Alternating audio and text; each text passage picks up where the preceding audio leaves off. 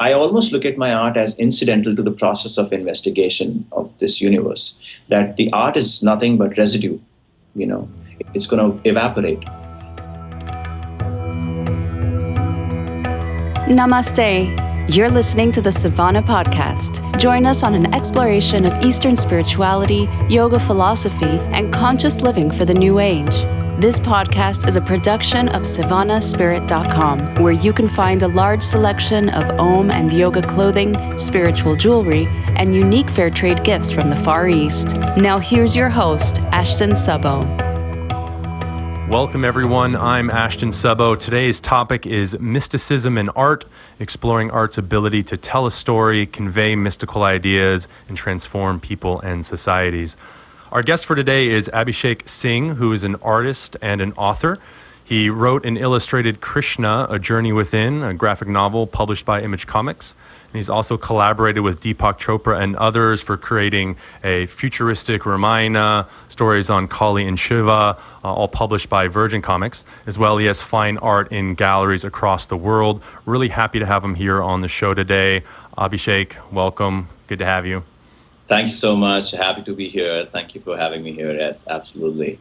So your art, obviously, from most of what I've seen, is very much rooted in Indian tradition. I mean, there's lots of imagery of the gods and the goddesses and things that come from a really rich background. You've also played and explored with both fine art as well as mediums like graphic art and comic books and stuff like that.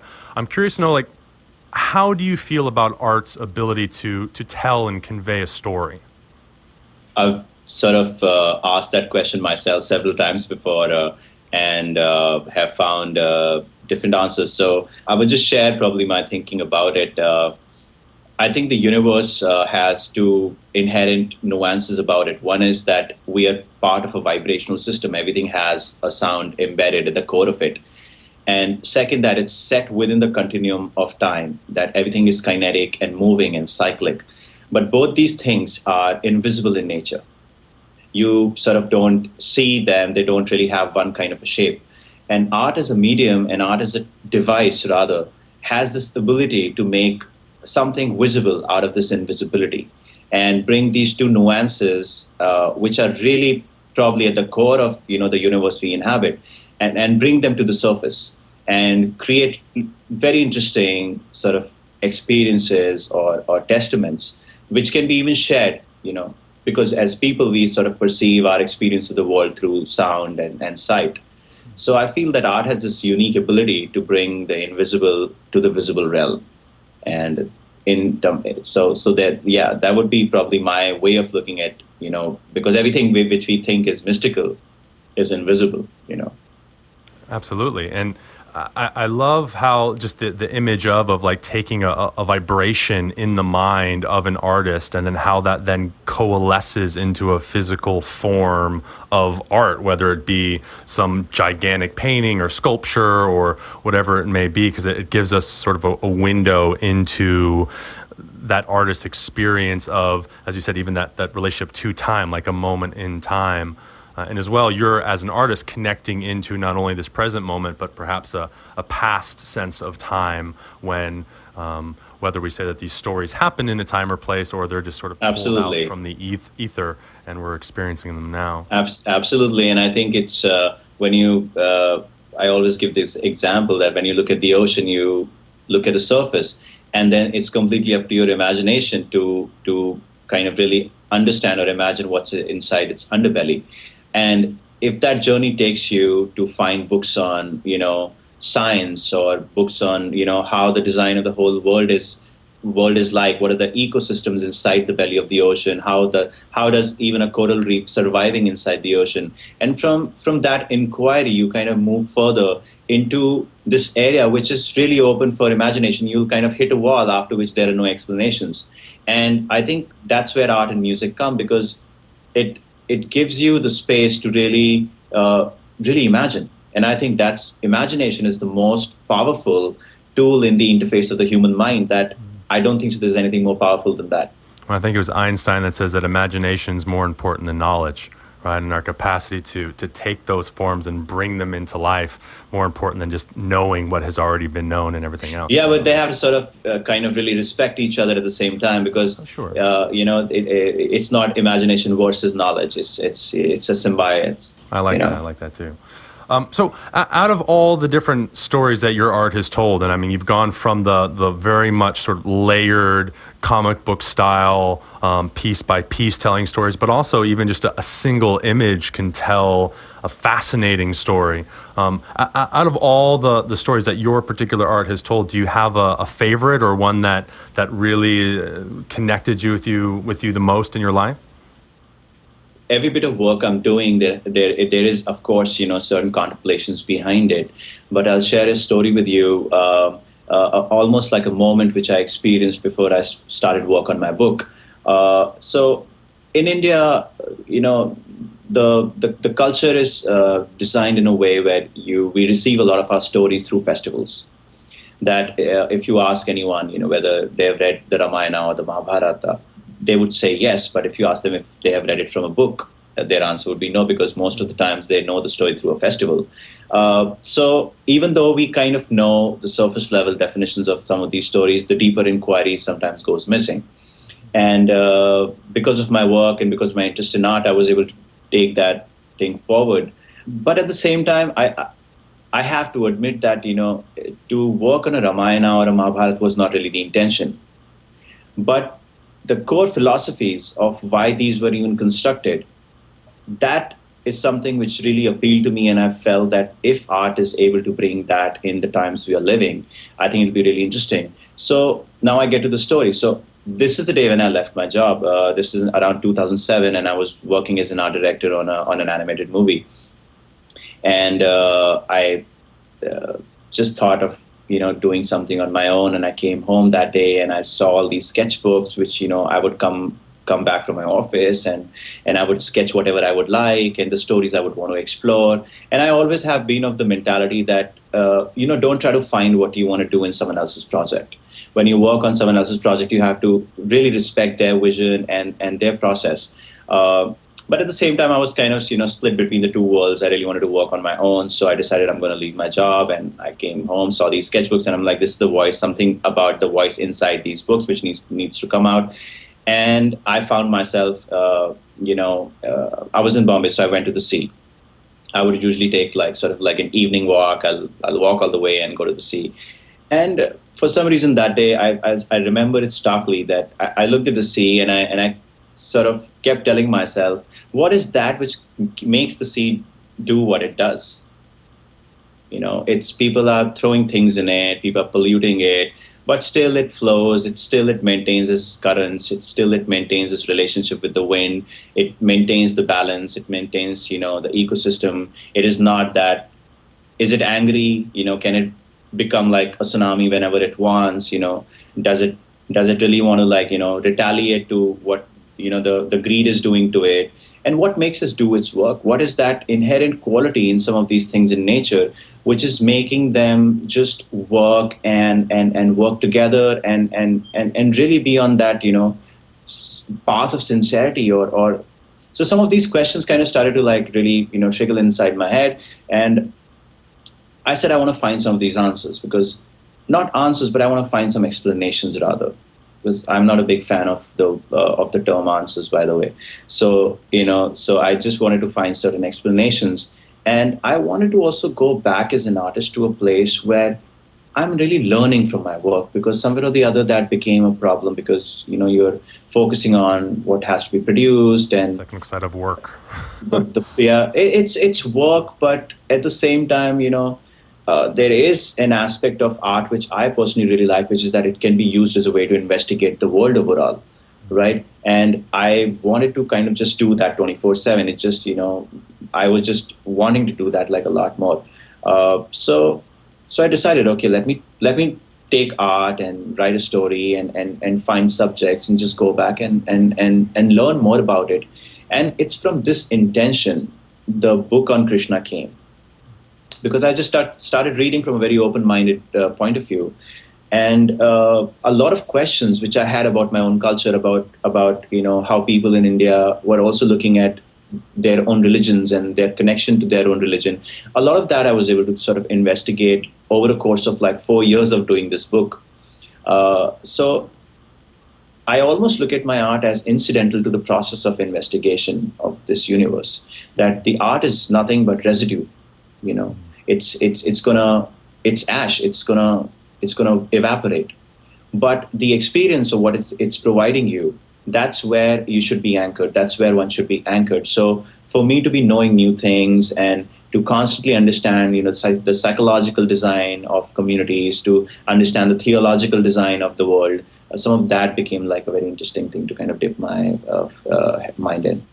Well, it's great too what you said about like how we're taking that one particular time in space, and as we know, time is itself temporary, or we could say, I mean, it's eternal in some sense, but what we're experiencing in time will at some point get reduced to ash. So in India, they also have the great saying of like the finger pointing to the moon. It's like the art is that capturing that moment in time, but it's not about that moment in time per se, but rather pointing to something larger, whether it's that deeper inquiry or the story that's leading to that deeper inquiry. And I think that's absolutely a great role. And when you even take the god Shiva, and he has so if you look at the visual design of Shiva, everything on his face and around his head, they're all feminine symbols. The crescent moon, the third eye, and when you look at his torso and waist down, they're all male symbols. Like he's sitting on skin of a tiger. He's and the snake is the bridge between these two worlds, right? So snake is symbolically representing sort of someone which can navigate between two worlds, and Shiva is everything between those two genders, and he's everything between those many worlds. And he, is laden with ash. He smears ash on his body, which is also that at every brink of our existence, worlds are disappearing and forming, because at a molecular level, there are cells dying at this very moment and new cells forming. Absolutely. And so all that beautiful, working of these different phenomena is personified in that visualization of Shiva. So I do agree with I do second what you just said about that even the ash is symbolic of that life and death, and that that materialness is just incidental to that experience of existence you're going to have, by doing anything, music, it's gone, it's evaporated once the performance is done. But what you felt for that 1 hour is what sort of triggers your journey further. Mm-hmm. Well, and we kind of touched on how the deeper inquiry or the story has influenced your art. I'm curious to get your opinion on how you think art, on the sort of other side of things, how has art influenced mythical ideas throughout Indian history, where a lot of these stories are coming from, or particular ones we're talking about? Like, how is, on the other end, where we know the stories are influencing art, how has art itself influenced then those ideas within India throughout time? I think that's a very interesting question, and you can literally feel the history of a time when you look at a piece of art, be it anywhere in the world, and you can understand. One can understand the history of India as well, by looking at different phases of the kind of religious, ritualistic art which was happening, and there is a lot of art on the surface, which is in the temples you can see in India or in smaller rituals. But there's also like a lot of art which was used for esoteric purposes, which was used for very esoteric, rituals. That could be tantric art, and that could be other forms of Shaivite arts, or from the cult of the goddess. And the questions which probably I had, that what were they trying to do by why were they using art to even sort of understand some of these concepts? Because I think art is a way to really it's a form of communication. It's a form of communication. It's a language where you can, as I said, you can really say something out of the box. You can say something out of the bounds of what word can articulate. Mm-hmm. You can say something out of the bounds of any other existing language. If you really want to articulate something beyond the bounds of the word, then you will kind of probably go to the languages of music, you will go to the languages of mathematics, you will go to other kind of languages. And I feel art as a language also, you don't need sort of too much of a premeditated, education to at least kind of relate to it, or get attracted to it, or kind of really, be part of what you're seeing. Maybe with mathematics you might want that. Maybe so sound and some music and art somewhere or the other are slightly open-ended as well, even though they are very specialized languages in their own sense. So my question was that, why are they, so how are these schools of art is, what is the tantric school of art trying to like explore, right? And some of my questions became that why there are even so many gods, right? Why there are so many deities and what's the purpose of having so many deities? And beside that, because India is a very diverse culture and every folk tradition had their own gods, and that origin is pretty simple because, based on the geography, you will kind of just personify that geography into deities. That if you're on a coastal region and if there's a kind of a fish inside the ocean, which you're, probably fishing or not fishing, or there's an eel, let's say, the eel sort of became like some kind of anthropomorphic deity.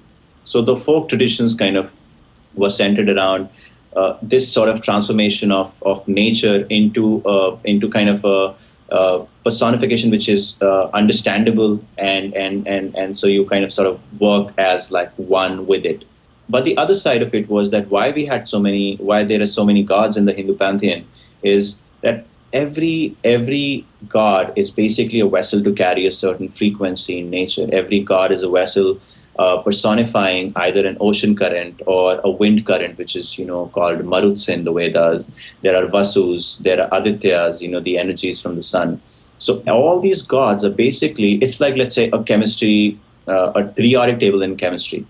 So you have hydrogen, nitrogen, you have elements and compounds, they have a symbol and they have a color coding. So similarly, all these gods have color codes, they signify certain phenomena in nature, and together they kind of forge this complex algorithm, right, which basically is how different phenomena in the universe is working together at a micro and a macro level.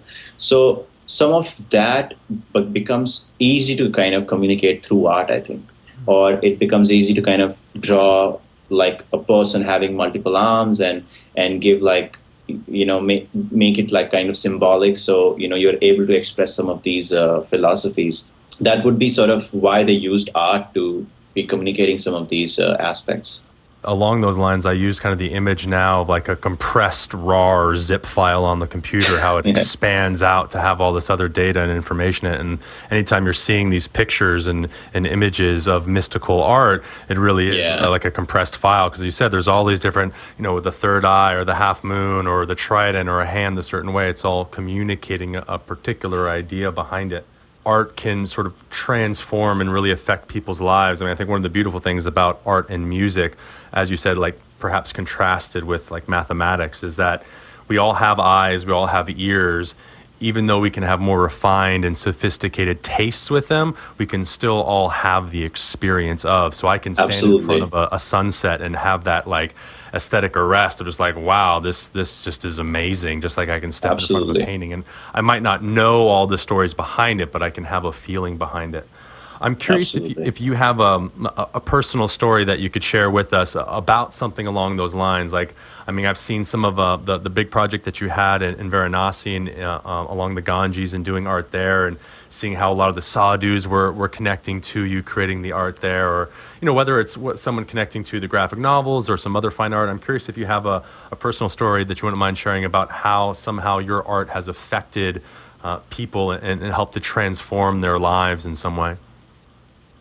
I don't think so. I personally do not think on those lines, but there are times when people have written me letters from everywhere when the book came out, and I was literally overwhelmed to receive so much love because for 4 years I literally just sat next to my desk and completed this book, and now the book is out there, and that story found other hearts to connect with, and in that whole process, it also found like a reaction, and they were motivated enough to probably put that in a long mail and send it to me, and that itself is that they sort of took an action based on what they felt from the book. And I'm not talking about reviews or anything here. I'm talking about that they must have, located me, my Gmail on and must have Googled me and found that address. And, so that's extra work. And then, you send a mail to the artist, and I got a lot of mails where people also expressed that how the book sort of put them in this very sweet melancholy, and that they sort of thought about life a lot. And when I started the book, that was one of my intentions, because everyone said, when I was discussing the concept, a lot of people, one of the feedbacks I got, that it's too philosophical and don't do something so philosophical, and you should have an action sequence, and you should, make it adventurous, make it like a more conventional thing for it to work. And my agreement with me in the beginning of the project was that I'm just going to do what I feel I should do, and I sincerely wanted to do something maybe with a philosophical strand to it, where you are contemplating about life, and you take a moment and you think about life. And that's literally what the book is about. Krishna takes a moment and he's thinking about his life, and he's reminiscing about it. So I got a lot of reactions on the book. In the exhibitions, there was one lady which she came and she just, held my face and she started crying. So I think it's not... Which exhibit was that? There was this exhibition on my first solo exhibition in Delhi. There was all these 15 paintings, 5 on Shiva and 10 on the avatars of Vishnu. And in the recent exhibition, and there I need to give credit to this amazing, wonderful man, Anubhav Nath, who had the courage to do this in a city like Varanasi, because Varanasi is so frantic a city. And also that, Varanasi, the basic knowledge of these stories with everyone there is quite high. So when you go there, you will be kind of also tested in terms of, what you're bringing with these paintings in terms of your, knowledge and depth. And one of the most interesting conversations I had, there were 2 questions I still remember. One, this sadhu comes to me and he says, if Shiva ever comes in front of you, will you be able to recognize him? Would you be able to separate Shiva from everything else and actually see him as him?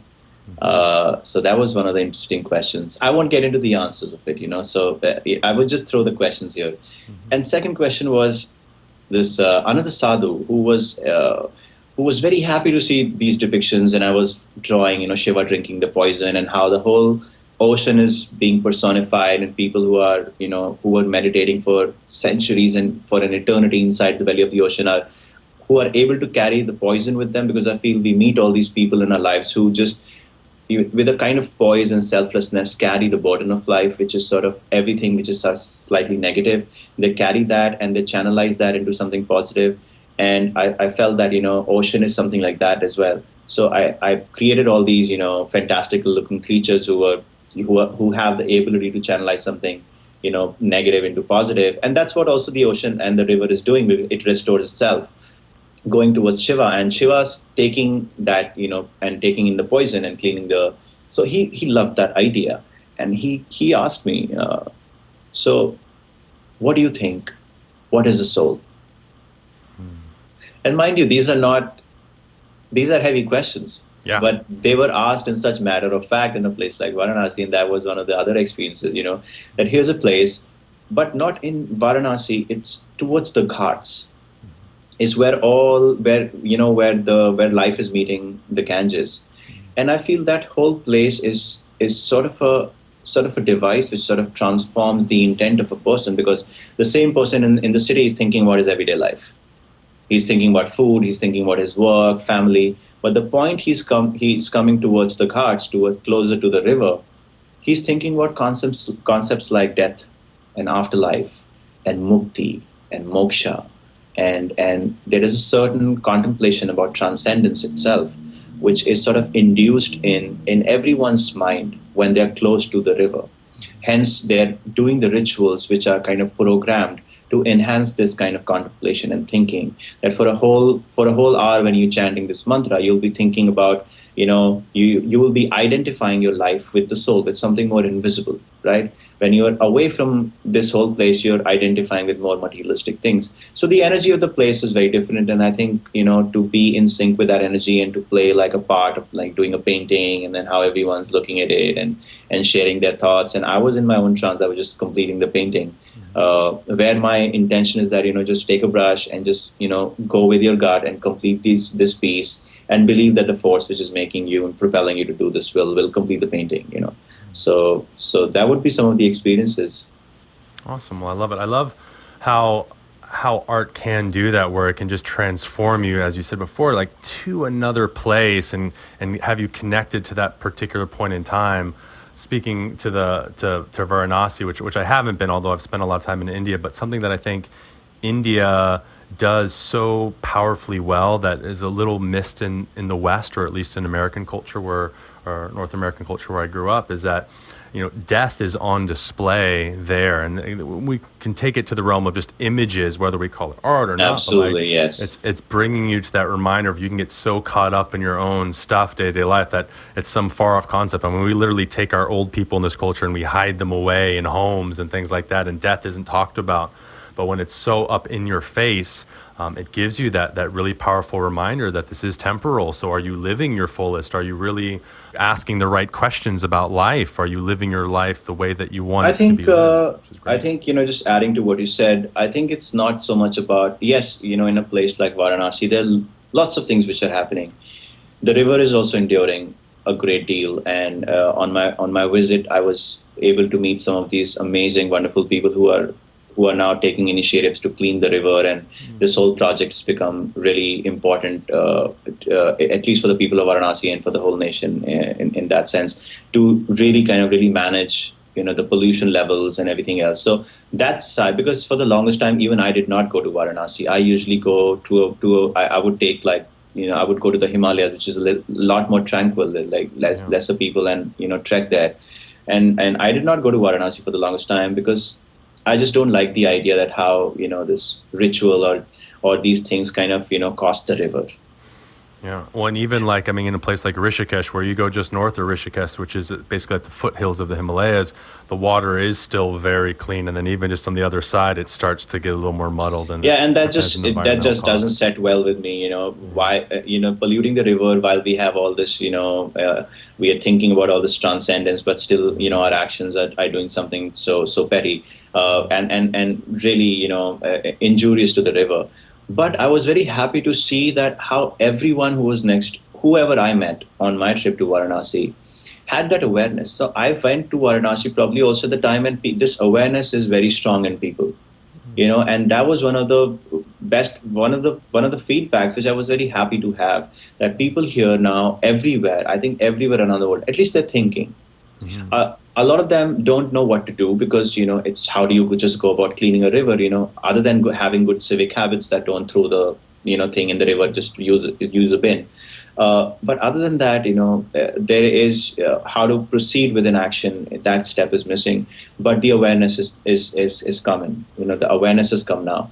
So that's definitely one of the things which I really was happy about when I was in Varanasi doing this painting. And I think by the end of it, for me, it's not really the art, but if art is able to now bridge that gap between awareness and action.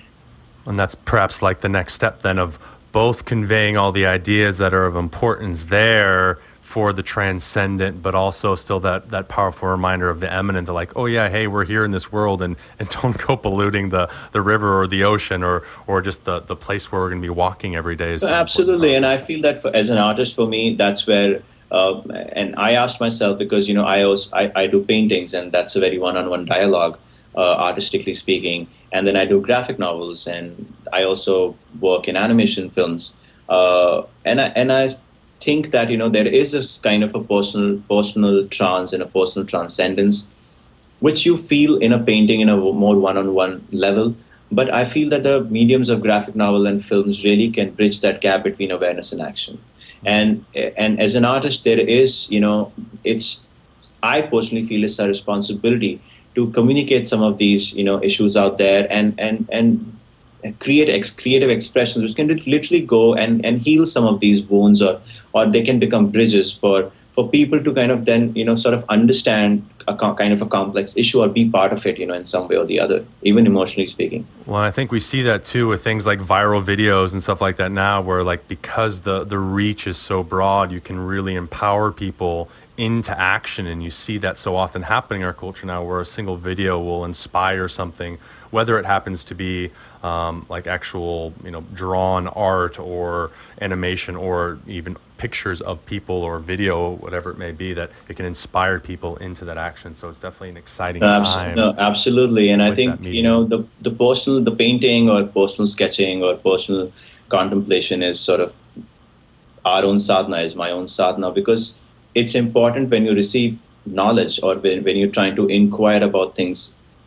We can collect a lot of data, but what takes time is sort of internalization of it. And you have to internalize it, and that takes time, and you have to live a little life. You have to, really be open-minded. You have to be observant about other people's lives. You have to learn from everyone else's life, because it's impossible to have all the experience yourself. So listen to other people's experiences. But I feel that when an artist chooses to work as a bridge between awareness and action, whether they're choosing to do a film or they're choosing to do a graphic novel, it is important for that artist to also have this personal dialogue where he's constantly internalizing the experience of life itself. And for me, that is painting. That is sketching every day in my journal, or like when I'm walking out or going. I'm just recording life around me. I'm just reading, and there is no intention to be doing anything with it. It's literally just for the purpose of seeing, that I'm able to see someone else's life, that I'm able to see life of my pets, or I'm able to see life of a bird which comes on a tree every day, and I know this is the bird and I know this is the tree, what kind of tree it is, how it is even doing photosynthesis. I want to sort of get into that process of internalizing, life itself. But that is a personal process. That's got nothing to do with the world in general. But if that is sincere, then probably what you would produce in between the action and awareness would be kind of sincere as well. Love it. Beautiful. Well, we have to come to a close now, so I want to just real quickly go over where we can find you, your art, your projects that you're doing, websites. We can get your book on Amazon and things like that, but what's the best way for people to find you, find out more about your art? How can we do that? So now my friend got me started on Instagram, so I'm there. Mm-hmm. It's also a way for me to keep my phone close to me. So and is it Abhi Art? I mean, we'll have it's that. It's Abhi Art. It's ABHI. Everyone calls me Abhi here. So it's Abhi Art, ABHIART. You can find Abhi Art on Instagram and on Facebook. So wonderful. And website as well. Do you post some of your new projects that will be happening on there, or better on Instagram and Facebook? No, I think, once you stumble upon one of these places, it'll lead you to the rest. Yes. Well, I appreciate your time today, Abhi. It was great talking with you. I look forward to seeing more of your art as it comes out, because I do appreciate everything that you are doing, especially the depth behind it and the inquiry and everything else. So it's wonderful to see as more. That was a pleasure, and thank you so much for your patience, and it was a pleasure talking. Really, thank you. Hey everyone, if you enjoyed this episode, let us know by writing a review on iTunes. It's the only way that we know if we should keep producing more episodes like these. It also helps us attract new listeners to join us every week and spread the word of yoga, spirituality, and conscious living. Thanks so much for listening. Hope you'll join us again next week. You've been listening to the Sivana Podcast. To find out more about Sivana, go to SivanaSpirit.com or follow Sivana on Facebook at Facebook.com/Sivana Spirit. For daily inspiration, check out our blog at SivanaEast.com. Be sure to join us next week for a new episode, and thank you for listening to the Sivana Podcast.